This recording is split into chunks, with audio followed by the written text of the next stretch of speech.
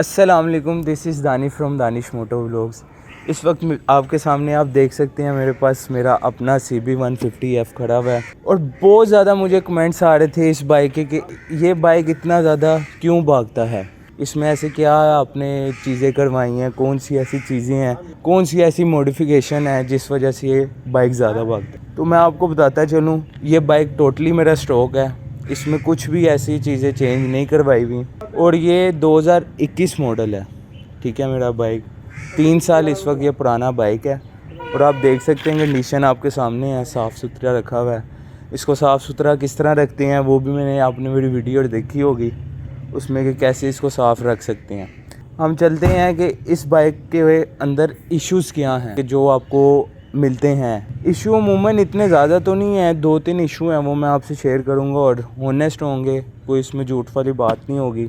सबसे पहले जो एक इसका इशू है वो ये है कि इसका जो रियर ब्रेक है उसका जब भी आप अक्सर कभी ब्रेक प्रेस करेंगे तो आपको टक टक की आवाज़ फील होगी। एक ये इशू आता है इसके अंदर और दूसरा इशू इसके हैंडल के अंदर नॉइस आती है। हैंडल में नॉइस किस चीज़ की, कि जैसे ही ब्रेक का टक टक होता है उसी तरह हैंडल में से भी टक टक की आवाज़ आती है इस बाइक में। शौक इस बाइक के बहुत अच्छे हैं, सस्पेंशन नो डाउट बहुत अच्छा है इस बाइक का। ब्रेकिंग की अगर बात की जाए तो ब्रेकिंग हमें उस हद तक अच्छी नहीं मिलती इस बाइक में। इस बाइक में फ्रंट पे आपको डिस्क मिलता है और फ्रंट का मैंने बहुत ज़्यादा बाइक्स चलाई हैं लेकिन मुझे सबसे अच्छी जो ब्रेकिंग लगी है जिस बाइक की वो है YBR 125। उसकी ब्रेकिंग नो डाउट बहुत अच्छी है, आप इसको भी रोकें और उस बाइक को भी साथ अगर टेस्ट किया जाए तो YBR की नो डाउट बहुत अच्छी ब्रेकिंग है। ब्रेकिंग के मामले में थोड़ी सी ये बाइक करती है हमें, लेकिन इतना कोई इशू नहीं आता।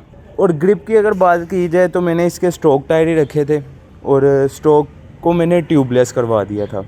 फ्रंट भी ट्यूबलेस है स्टॉक वाला ही और बैक भी ट्यूबलेस है इसका स्टॉक वाला। अगर हम इसकी ग्रिप की बात करें इनकी टायर्स की तो ग्रिप इतनी अच्छी नहीं है। अभी मैं रिसेंटली इसके ऊपर टूर भी करके आया हूँ जो कि हम इसके ऊपर शरान फॉरेस्ट गए थे।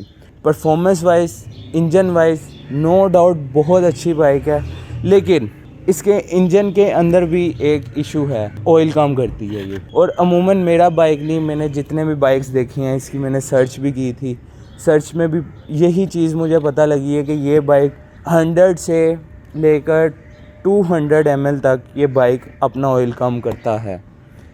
इशू पता नहीं अब क्या है, मे बी ये मैन्युफैक्चर फॉल्ट है जो कि अभी तक होंडा वाले नहीं ठीक कर पाए। एक आपने मेरे से बहुत ज़्यादा ये सवाल की है कि ये 120 पर कैसे जाती है।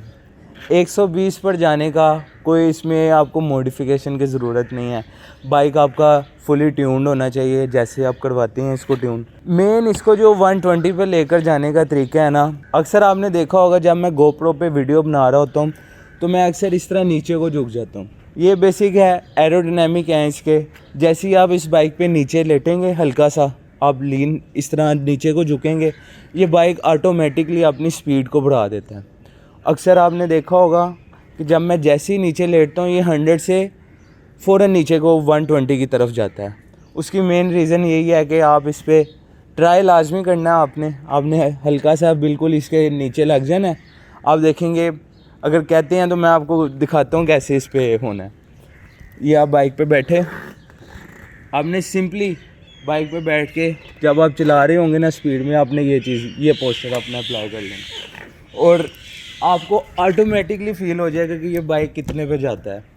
इसमें कोई रॉकेट साइंस वाली बात नहीं है, इजी सीन है, आप इसको लेकर जा सकते हैं 120 पे।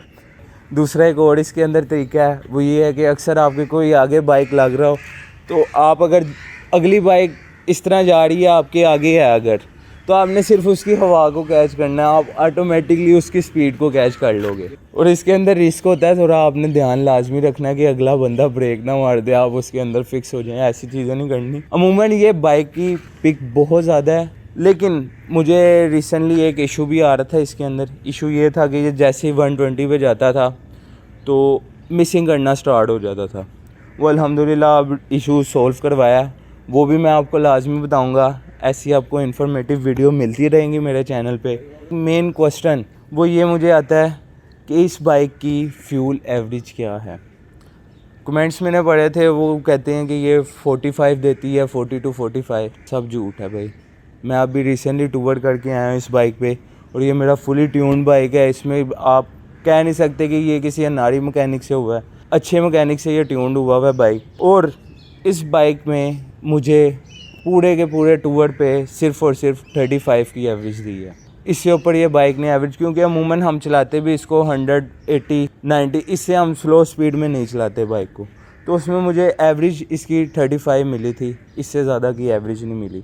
और वहाँ पे सुपर स्टार थी हमारे साथ, उसकी भी तकरीबन 32 to 30 एवरेज मिली थी। सिर्फ 100 to 150 रुपीज़ का फ़र्क आ रहा था फ्यूल का। इसके अंदर एक और इशू आता है, वो इशू ये है कि इसके अक्सर ये जो फ्रंट शॉक्स हैं ये लीक हो जाते हैं, लेकिन अभी तक मेरे साथ नहीं हुआ। मेरा एक दोस्त था, उसके पास ये बाइक है, अभी रिसेंटली उसके ना शॉक्स जो थे फ्रंट वाले वो लीक हो गए थे, तो ये आप शॉक्स रबर देख सकते हैं, ये अभी उसने चेंज करवाए हैं। ये इशू आता है फ्रंट इसके सस्पेंशन में, लाजमी ये इशू आता है। और इस इशू को पता नहीं कंपनी को, मेरे ख्याल से ये 2017 या 18 से बाइक आ रहा है, ये इशू रिजॉल्व ही नहीं कर रहे यार। क्यों नहीं कर रहे? होंडा वालों करो ये चीज़ें रिजॉल्व। इतना अच्छा बाइक बना दिया तो आप उसकी ये चीज़ें तो रिजॉल्व करो। इस बाइक के अंदर ज़ीरो वाइब्रेशन आपको मिलती है, YBR में भी वाइब्रेशन मिलेगी, लेकिन इस बाइक में आपको वाइब्रेशन नहीं मिलती। इसलिए बहुत कंफर्टेबल आपको राइड देता है ये बाइक। आप इसकी अगर सीट देखें तो सीट बहुत अच्छी है इसकी, नो डाउट।